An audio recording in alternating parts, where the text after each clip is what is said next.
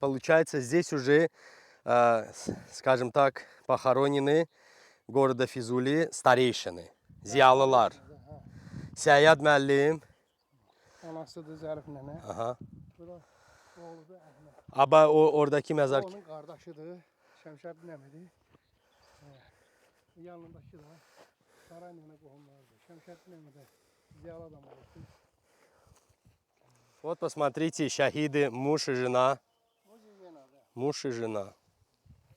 Оба погибли, это мирные жители были? Не. Они военнослужащие были. Военнослужащие был. Просто его жена там, вместе с ним служила, da tipa belə deyək. O orada ya indi burada çox şeylər var ki, demək olmur. Yəni nə mənada demək olmur ki, o qeyrətli oğlan o xanımı vermədi erməniyə. Aha. Özün şəhid etdi, o da şəhid etdi, amma vermədi erməniyə.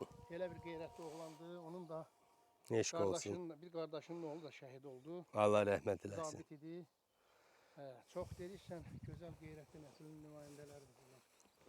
Bu iki nəfər isə 1991-ci ildə bunları Karapakin yolunda o Gəncə Texnikumunda oxuyurdu mübariz. Yolda gələndə ermənilər bunlara tuzaq qurdular. Güllələdilər. Adil taksi şoförü idi.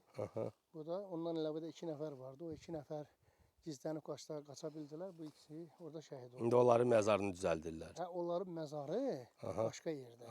Gətiriblər bura. Orada elə bil yolca çəkilir deyilirdi. Ona görə söhətlər gətirdilər, burada qurdular.